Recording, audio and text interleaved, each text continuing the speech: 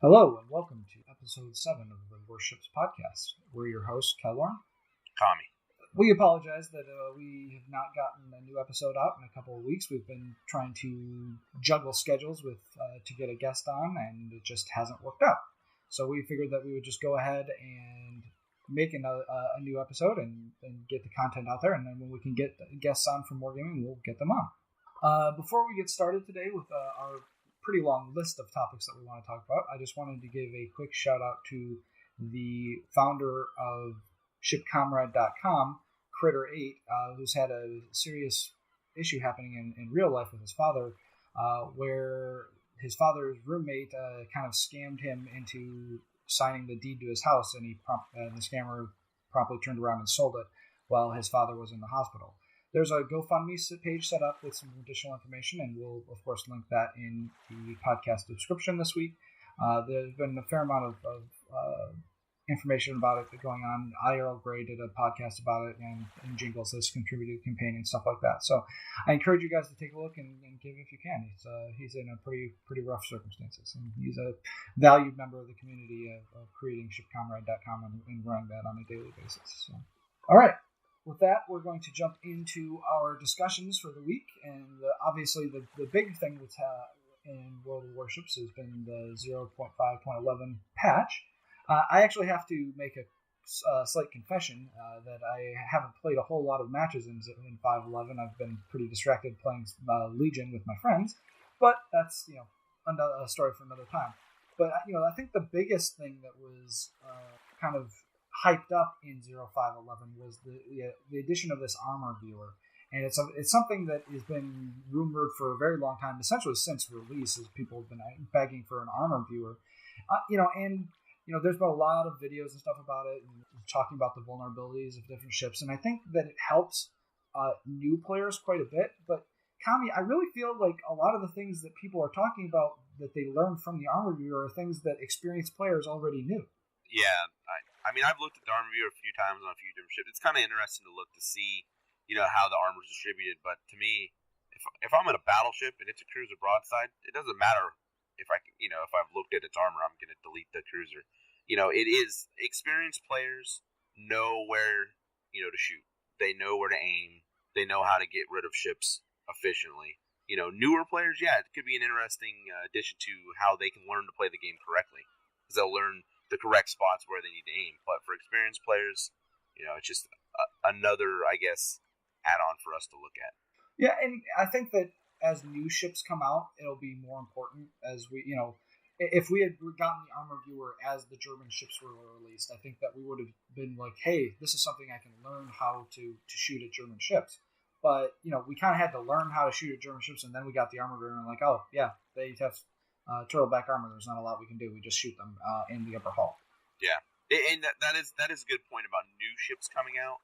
I think that would be an asset to looking at the new ships would be the armor viewer. But old ships that we've been playing with for a year now, we know how to deal with them. Well, I think what's going to be interesting is that now that the armor viewer is released, it's going to be on the PTS whenever that there are new ships released. So on the PTS, before the ships are even released, you're going to be able to see what the armor layouts look like before they get to live. So I think that there's going to be a lot of information that's going to be floating around about new ships, much more so than they're kind of used to be. Yeah, I completely agree with that. So the armor viewer, like I said, I think it's a really cool novelty. I think it's really cool to look at how these ships are built. But in the end, I think that it's really more for people that haven't had a whole lot of experience with learning how to shoot at ships. And you and I have been playing for over a year, close to a year and a half, if you include the open and closed betas. We know where to shoot those ships, and the people like us already do. So yeah, and that's just things you'll learn with playing the game. And the armor viewer is cool to look at. Like looking at the Yamato, and you're like, oh man, look at all that. And even for experienced players, sometimes you're like, hey, I hit this guy. Why didn't I do any damage? And the armor viewer might be a way to help you figure out why you didn't do any damage or why you did minimal damage. You don't know. Gotcha. I agree. So, that moves us right kind of into the fact that they revamped some of the armor schemes on some of the ships. This is kind of looks like it's a continuing process. They started with the American ships, and they're just kind of going through all of the ships in the game. I really haven't seen that it's made huge differences in the way ships are played from the American ships to these new ships that they've done. I don't even have a definitive list of the ships that they kind of revamped the armor on, but I feel like it's more of a backside kind of playability thing where it's not something that we like really see on a game to game basis. You know what I mean? Yeah, and I honestly don't have a clue which ships they did it on. But it just like you said, it just seems like it's a continual process. They're going to keep updating the ships to get them up to par with the other ships that the new ships they're releasing, or like the U.S. ships that they've already done. And I think it's just the way that they're going to try to keep everything updated, I guess, is the best way. Well, at least I think it's good that they're kind of giving some love to the original ships in the game instead of letting I really feel like the original trees in World of Tanks kind of got power creeped out for a while, and I'm really hoping that these changes that they're talking about are ways that they're trying to avoid that happening in the future to the original ships of World of Warships. Yeah, I didn't play a lot of tanks, but from what I've heard and what you've said and what other people that have played a lot of tanks said, that power creep did affect that game, and I think that is part of the reason why they're changing the armor schemes on these so that they keep updating so that doesn't happen to some of the old ships. Because think about it, in a year, 2 years from now, there's gonna be a whole bunch of more ships out. And what happens if you never did anything with the original ships? They kind of just fall by the wayside. I completely agree. So I think that's a positive sign for the engagement of the dev team personally. So the dev team for this game has been awesome. They've taken a lot of ideas and thoughts from the community and put them into the game. And I think that they've done a real excellent job in, making this game better most of the time when they release a patch. I'll say most of the time. There have been a few that have been a little sketchy, but most of the time they've done a great job. So that kind of brings us to the biggest playability change, I think, in 0511, and that was the change to the way that radar works. And, I think that this is something that has needed to be done basically since Radar was released. I think that there was a real before Radar got released, there was a real hype scare about Radar that destroyers were going to be useless and that the Radar was going to completely eliminate the idea of having destroyers in the game at all, and yada yada yada yada. And I really felt like that affected the devs in that they put a really long cooldown on that Radar ability. And it really, playing with it, it really feels like it's a one-shot ability. You use it once, and then that's about the only time you're going to get to use it in the game. And I really don't think that was the way that they intended for it to be used.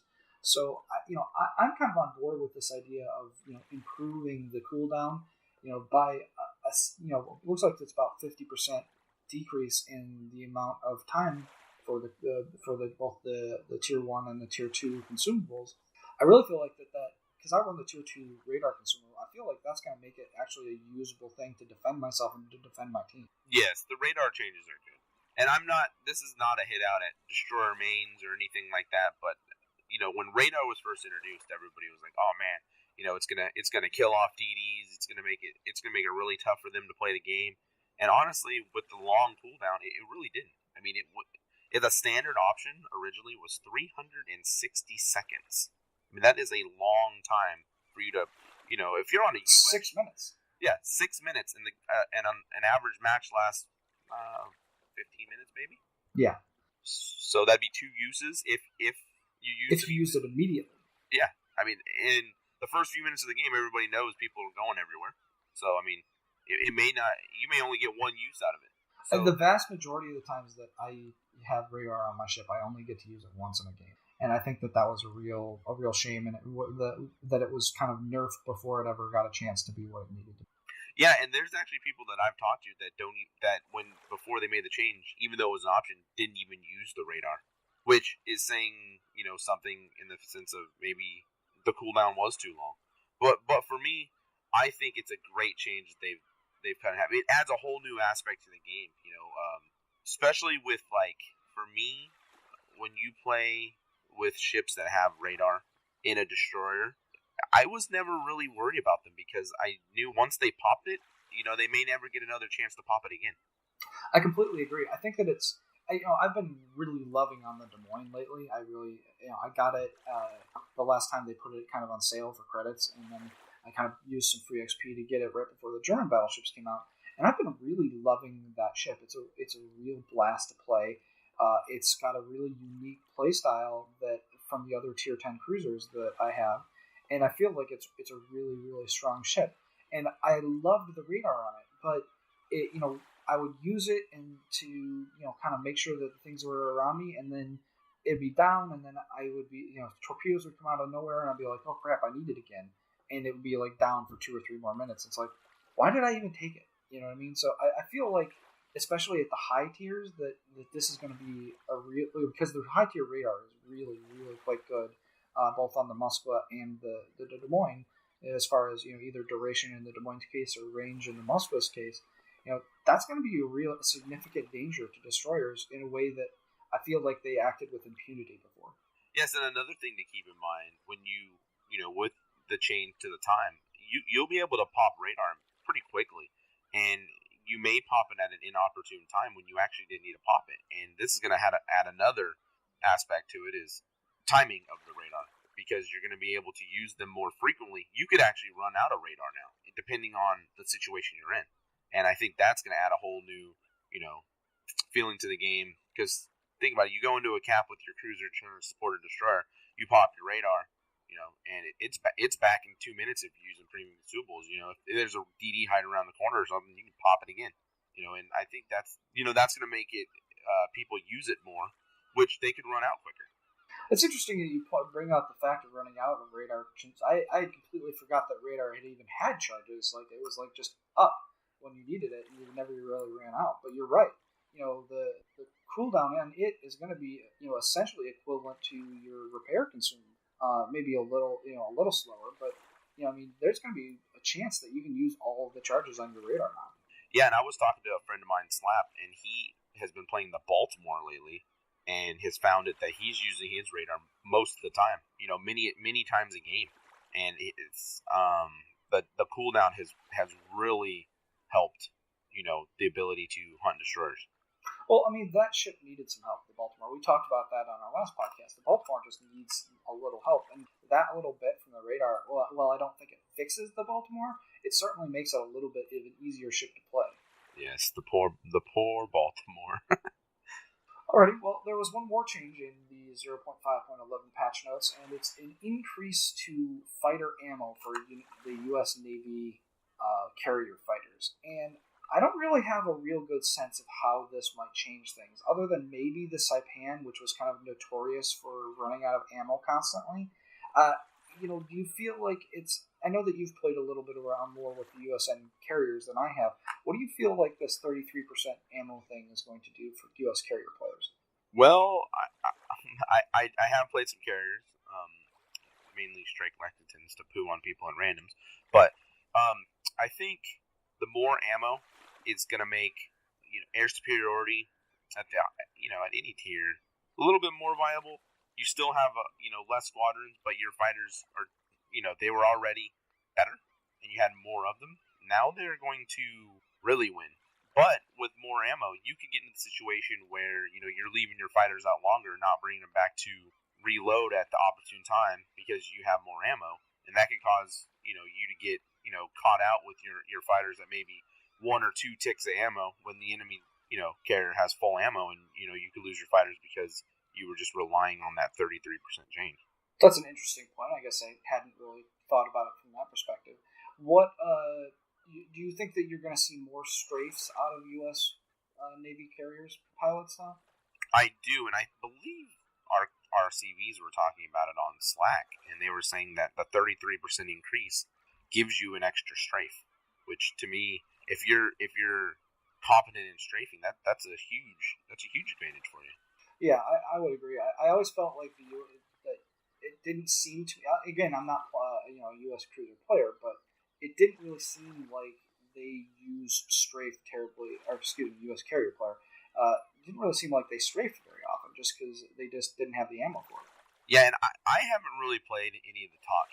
I haven't played the Essex in a long time, and I haven't ever played the Midway, so I don't know, the ins and outs, of that meta. But I mean, I think it'll help U.S. U.S. carriers compete fighter wise, but I don't know what it does in the overall, scheme of the game because of the Hawk still has more squadrons, but I guess more ammo for the fighters means you can get more planes, in each engagement. I don't know. I encourage you as listeners that if you have any thoughts on the fighter ammo changes to let us know and how kind of it's affecting us, and we'll definitely bring that up in future versions of the show. Yeah, we need CV help from players. Yeah, we are definitely not the CV crew, that's for sure. But that brings us on to the new premium German cruiser, the Prinz Eugen, which is famous for its escort of the battleship during the battleship Bismarck during its kind of ill-fated maiden voyage. The Prinz Eugen and the Bismarck both engaged the HMS Hood and the Prince of Wales in the Battle of the Denmark Strait. The Prinz Eugen scored hits, I believe, on the Hood before it causing it to catch on fire before it was destroyed by main battery shells from the Bismarck.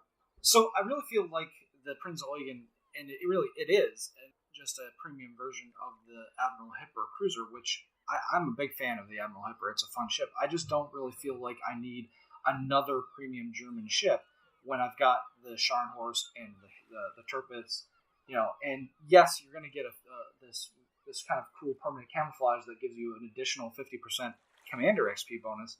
But is that really worth it? Like I feel like we're kind of getting we had a huge number of Russian premium ships. Now we're kind of have this huge number of German premium ships. How do you feel about the Prinz Eugen? I think it's just a hipper. I mean, for historical purposes and for collectors, it's awesome that they've added it into the game. But for actual gameplay, you can just play your hipper. Yes, it has a unique camo, but is a unique camo worth $50? I don't think it is. I got the Scharnhorst because it was a very unique play style compared to the Gneisenau. Like I knew that it was going to be a distinctly different ship than the Gneisenau, and the Tirpitz is a distinctly different ship than the Bismarck. They play completely differently in both of those cases. I really don't feel like that's the case in the Prinz Eugen. No, and I haven't looked at the stats on it, but from what I can tell, there's not much of a difference. I personally am not a big fan of the German cruisers. I struggle in the Hindenburg, but I don't know. I mean, if you want to collect, if you're one of those people that loves to have all the premiums, hey, go for it. But I mean, you're not going to see a huge difference between the Eugen and the Hipper. Besides the added bonuses of it being a premium ship. I mean, I guess from a nostalgia standpoint, I totally get the idea of wanting it to, and I have a friend that wants to run a Prinz Eugen with a Bismarck, just for nostalgia sake. I get that, but I wish that they had given it something that made it unique, that made it different than the Hipper, other than it gets a 50% bonus to Commander XP. I feel like that doesn't change the way it plays, and the way the Atago is a distinctly different ship than either the Myoko or the Megami. They play completely, they have similarities in their play style, but there's distinct things about the Atago that make it different than the Megami or the Myoko. So I just wish that had been the case in this particular ship. Yeah, I guess it's unique in name, but not in play style. Is what we're getting at here. I think that is the kind of the case. There has been a little bit of controversy about the fact they've kind of done this phased release where the most expensive bundle is available first, and then the middle bundle, and then just the ship kind of at the end. I feel like that's a little too much avarice. It's a little too much money grabby. Yes, we wanted the choice, but don't force our hand. Don't be. I feel like Wargaming kind of went over the top on this one. What do you think? I have no idea what they're doing with this. It's the first time they've ever done it. It seems like you said a money grab thing. We're going to release the big bundle, and if you want it now, you're going to buy the big bundle. And but I mean, a sensible person is going to be like, well, they're going to release the ship, so we'll just wait. I'm curious to see how this kind of works out. And I mean, they've gotten a little bit of bad blood from this whole thing. And I'm wondering if they're going to be like, hey, maybe that this wasn't a success, and then we'll see. The next premium ship that they release, if they're like, hey, we're not going to do that, and we'll see if they kind of learned what the player base is kind of telling them. Yeah, this could be a test for them to see if this works or if it doesn't work. And we don't know all of those details, but for me, it feels like why do it this way when you've been doing it the other way? Have they done this on tanks? Have they ever done a phase release on tanks? Do you know? I don't know. I didn't buy a whole lot of premium ships, or excuse me, premium. I didn't buy a whole lot of premium tanks in World of Tanks, and the ones that I did buy were things like just like the low that I was using for credit grinding and things like that. So I don't know if they have or not. I guess one of the things I felt like is that it made my kind of already low desire to buy the Prinzeugen kind of go down even more. Yeah, it seems kind of like a turnoff. It's like you have to buy this big package of stuff, and you may just want the ship. You may not want them. I think it comes with premium time and all kinds of consumables and all kinds of stuff like that. Most people don't need that that stuff. They just want the ship. I guess I wouldn't have been quite so upset if they'd released both bundles at the same time, because I really like usually that middle bundle. The one that gives you the modifications that you're going to put on at the port slot, and a couple of days of premium and maybe a few doubloons. I like that middle bundle. I feel like that is like where I want to be. It's a little more expensive than just the ship, but I kind of get the things that I don't have to spend in-game currency on, that I was going to have to play the ship. I like that middle area. If they had released both the big bundle and that middle bundle at the same time, and then maybe waited to get just the ship, I think I would have been okay with that. I think that would have been like, they would have been like, hey, we're going to give you the chance to get the bundle first, and if you want to get just the ship, we're going to have you wait a week. I think that would have been, would that have kind of changed your opinion? Yeah, we as people love options, and we don't like to be shoehorned into one area. And I think if they would have gave the option of, like you said, the big bundle and the middle bundle, I know a lot of people like that middle bundle because you like you said, you get premium time, you get a port slot, you get some stuff that you're gonna need anyway. But it's only a few dollars more or whatever than the ship itself. But when you try to force something down people's necks, they're not very receptive. And I think that's kind of how people are feeling about this huge bundle right in the beginning. You can either buy this now or you got to wait. And I think that's cutting out options for people. It rubs people the wrong way. I completely agree. But that kind of is a really good transition to our next topic. It was a couple of weeks ago, but they added in the flag bundles where you can buy individual sets of flags of the different types. I think that this has been something that they really did listen to the player base on, because this has been something that the players have been asking for a long time, to be able to just go buy a few flags at a time. And I really hope that it's successful for them, because it's something that really is a handy thing to have if you're short on debt flags or something like that.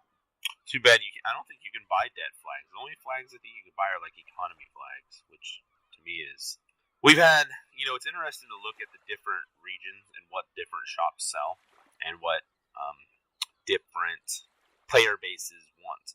And I remember they sold flags a while back, maybe 6 months ago. And they sold a lot of different flags, and people complained that they were quote unquote pay to win. So they took them down, and then there were people saying, "Well, where are the flags? Why can't we buy flags?" And, there was a lot of blowback from different groups on the forums or Reddit or wherever it may be. And Wargaming for a long time just said, "Hey, you know what? We're just not going to sell flags in NA." But then again, in NA, we were the ones complaining that we wanted flags. So Wargaming was doing their best to accommodate both sides, and now we're here where we can buy flags, which is great.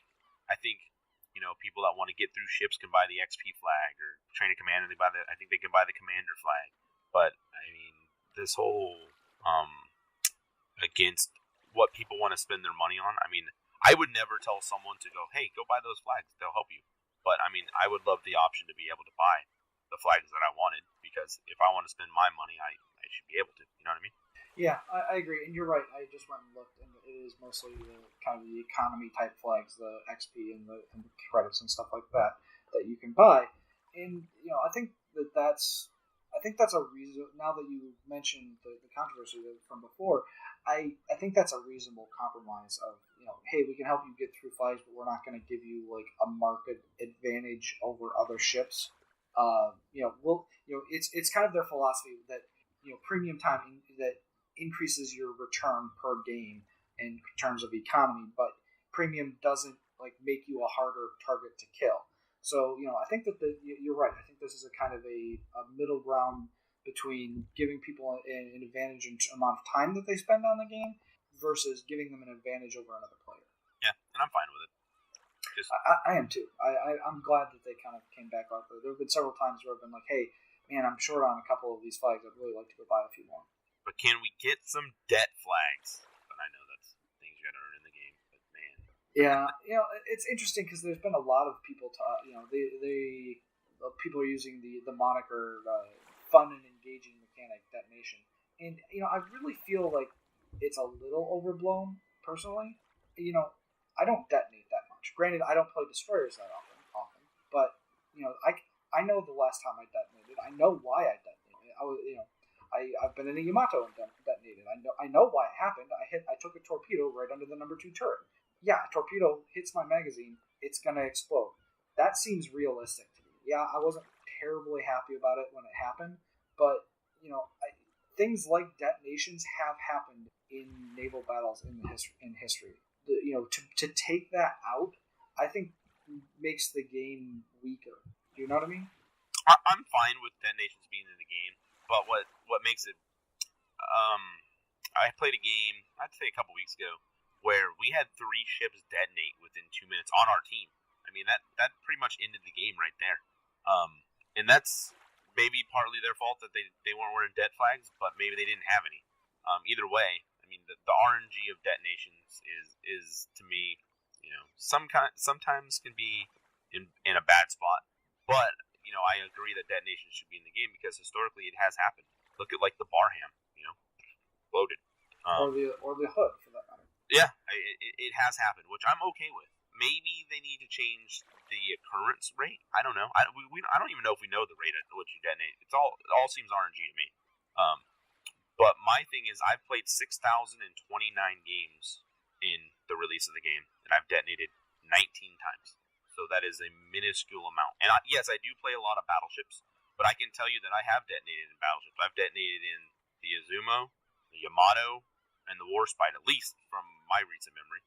I detonated 2 games in a row in my Nagato in ranked because there's a soft spot right underneath the number 2 turret that people were hitting and detonating me with gunfire.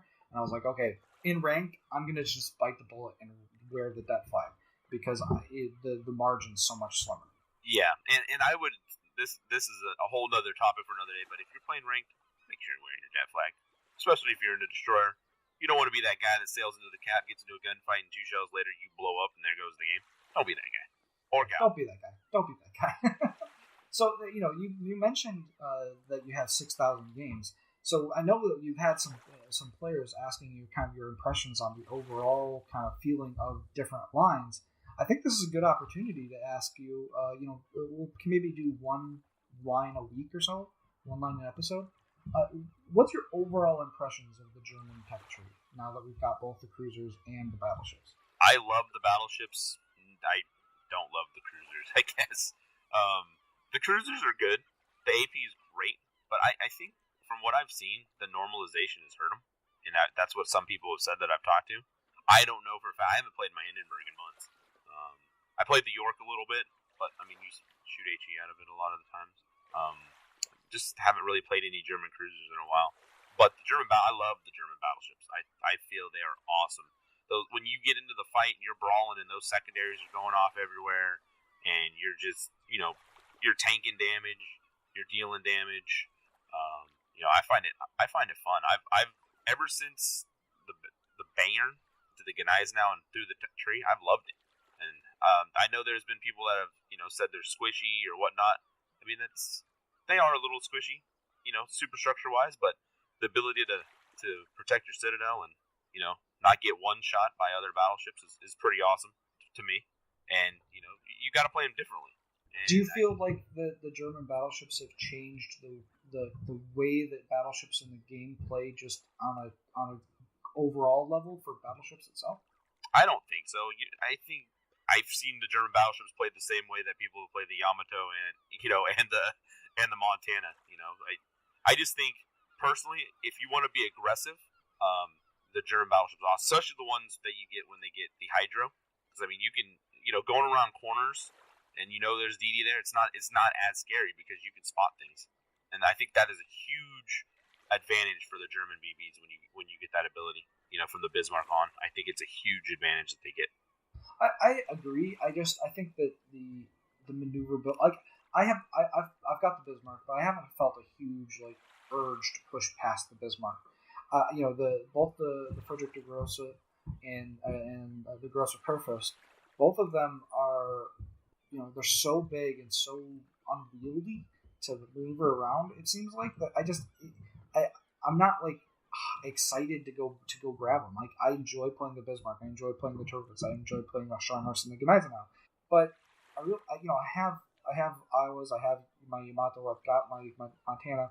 I don't really see the advantage of going and pushing super hard and getting a Grosser Kurfürst this instant. I'll tell you right now, the Big Fred, the Friedrich, is one of my favorite ships in this game. Really? I love that ship. I actually got a Witherer in it from secondaries. Wow. Can you explain a little more about why you like the Big Fred so much? I think the Big Fred has a great balance of AA, secondaries, main guns. I mean, you can run either the 406s or the 420s. I've been running the 420s with the reload mod. I think the reload zone is 28 seconds, which is pretty good. The turret traverse doesn't suffer that bad from using the module. It just, when you get into the fight with the Big Fred, it takes so long, I feel, to kill it because you don't get the Citadel. You don't get those huge damage rolls, even from other battleships. You just don't. You don't. And I feel the Big Fred, it's what I call it because I love that ship. It's just awesome. You get into that fight, you get within 10.6 of the Big Fred, those secondaries start going off, and if you're secondary building, it's just it's amazing. You don't realize. I've never been one to rely on secondaries. But you don't realize how much damage those secondaries do to destroyers that try to creep up on you. And then you have your Hydro, so if they smoke up, and they're within 5 kilometers, you just Hydro them, and you just charge in there with your secondaries and your main battery, and destroyers just melt. I understand that you like the Bismarck for the maneuverability and everything, but I wouldn't want to discourage you from not getting the Big Fred. The Kurfürst, I can kind of understand it's huge. It's ungainly in maneuverability, but I wouldn't want that to discourage you. You've already got to the Bismarck. I mean, I would say if you're planning on playing the Bismarck, just keep moving up the line, and try. And I found the biggest thing that you do run into with these ships is their torpedo protection. It's awful. But other than that, I mean, if you like the Bismarck, if you play it secondaries, the Big Fred and the Kurfürst both you can play secondaries the same way. I'll have to give them a shot. That might change my mind about going up to the Big Fred. So I think we're about done for the day. But you want to have a couple of listener questions that we can talk about? Yes. Okay. So the first question came from Crazy Hawk, and he wants to know about the Krispy Kreme, the Krasny Kreme, and do you think Wargaming is happy with its performance, and do you think it needs buffs? I think that Wargaming is probably not terribly happy with its performance, and is probably not terribly happy with the number that they sold of it as a premium ship. You don't see them very often in game. I have seen a handful here and there, but my guess is that the majority of people that actually bought the Krispy Kreme bought it because they were collectors and they wanted to make sure that they had all of their premium ships. The funny thing is that the Krispy Kreme is essentially an up-tiered Svetlana, and the Svetlana is at tier 4 is a pretty amazing Russian cruiser. It's got a lot of options. its torpedoes are actually better than the Kirov's torpedoes at one tier up because they have 6 kilometer range instead of 4. They've got guns in all directions, and the guns they will set fires. I just feel like that if that at tier 5, the Krasny Krim just doesn't have what it takes. So I think some kind of buff is in order. I think that a range buff wouldn't be completely game breaking. I think that if you gave it a bit of a range buff, it would be able to perform and be a fire starter on ships that it can't really close in on and kill. Because right now, if you fire the guns, you're going to be spotted and you're going to be really close to people. If it had a little bit more range, I think that might fix the issues that it has. Did you have any thoughts? I like to delete them, the ones I've seen. But like you said, I haven't seen very many of them. Even when it was released, typically the day a new premium is released, you see a glut of them. They're all over. You like when the Scharnhorst came out. I mean, it was 3 or 4 Scharnhorst per team. For a week. But when the Krasny Krim came out, I to this day I've seen a handful of them. And I really think that it's just tier 5. I feel is a tough tier. With the way that they changed the matchmaker, tier 5 has become a very tough tier because either you're 4 and 5 or you're 5 through 7. And because you can't get 4 through 6 anymore because 4s can't be paired with 6s. So and the number of 5-6 games is pretty minimal that I've seen when I played around in that tier. And I really feel like it hosed both the tier 6 battleships and the tier 5 other ships. Like I feel like they really kind of got the rough end of that stick. Yeah, and I love tier 6 battleships. I think it's a great place in the game. But right now, you get up tiered so often, and I feel the Krasny Krim is going to run into that same thing. I've seen so many Omahas in tier 7 games. I've seen a lot of Kirov. A lot of ships that, yes, they can do okay if in the right situation, but I mean they also can get deleted by battleships. A Colorado looking at an Omaha broadside at 12 kilometers, like, well, that guy's going to enjoy his trip back to port. I don't know. I completely agree with what you're saying. I do feel like the Kirov is a bit of a special case. I personally feel like the Kirov is the most overpowered tier 5 ship that has ever existed in this particular. But that's another story. Is there another question? We do have another question, and it's from Gaishu Shoku, who, just a little shout out. He is one of the best Otago players I've ever played against or played with. He is awesome. But his question is, the role of cruisers in competitive play, and if underused or underperforming, what could help? I think that the role of cruisers has a lot to do in competitive play. Has a lot to do with the tier. Tier 7 that we saw in the last ranked tier is a horrible tier in general, and it's even a worse tier for cruisers because it's the last tier that they don't get the concealment module. And without the concealment module, basically every cruiser at tier 7 struggles because the tier 7 is also where you start seeing 16-inch guns. And you start seeing ships like the Scharnhorst and the Gneisenau that are fast and can flex and perform some of the cruiser roles that the cruisers are used to performing. The Scharnhorst and the Gneisenau are actually more stealthy than some of the tier 7 cruisers, namely the Pensacola. But I think that as soon as you get to tier 8 and to the same degree tier 9 and tier 10, cruisers get their role back in that they become stealthier because of the modules that they get. And when you pair that with a 15-point captain, I feel like they can do things that the battleships of those various tiers can't. Even though the battleships are faster at tier 8, 9, and 10, the cruisers at those tiers start being real threats to those battleships and they being able to fire and then disappear. Or to be able to come in and torpedo them and then disappear in ways that are very dangerous to a lot of those bigger ships because the torpedoes that the cruisers are carrying at those tiers start to be very, very potent. Particularly when you start looking at like the torpedoes that are on like the Zao or on the Otago. So what are your thoughts about the cruisers in competitive play? Competitively, I feel like U.S. cruisers are, well, for tier 10 anyway, the Des Moines is awesome. I think the Des Moines is where you're at. For ranked, I don't know.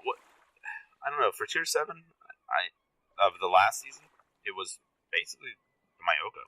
That was it. I mean, you saw a few shores, but cruisers, like you said, without the conceal module, makes it really tough to fight battleships, and try to stay undetected from DD spotting them in all of those aspects of the game. I mean, it's really tough. For tier 8, I think that's what hopefully the next season of ranked is. Cruisers will have a huge impact, I think, again. Otago, I completely agree. It's funny because we were talking about the Hipper a little earlier, and one of the things that we meant to mention is that the Hipper with its Hydro is actually a really effective DD hunter.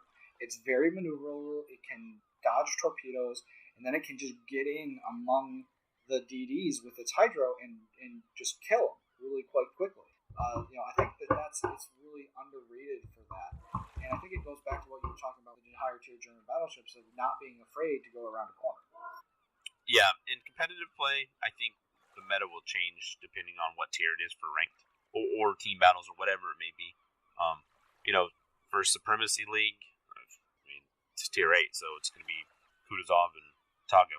I would think. I don't think there's going to be any other ones. I don't see people playing the Nolans very much, but other than that, I mean, competitively, cruisers, I think, in the support role are great, and especially when you get into a situation where it's 8 or 9 or 10 or 11 people are on the same team in the same TeamSpeak or Discord or whatever it may be talking. It makes playing cruisers a lot easier. It makes there's a lot more coordination.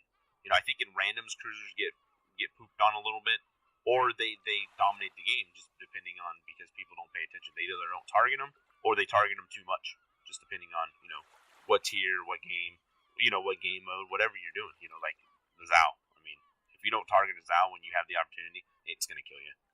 But competitive play, there's a lot more focused fire. There's a lot of other aspects we can cover on another cast about competitive play and what people can and can't do. I completely agree. Well, I think that's going to do it for us for today. We appreciate you guys listening, and we look forward to you guys listening again in the future. Hopefully, we will very soon get some more interesting guests on. We will, and we will get back to doing our regular cast for you guys, and we do appreciate all you guys' support.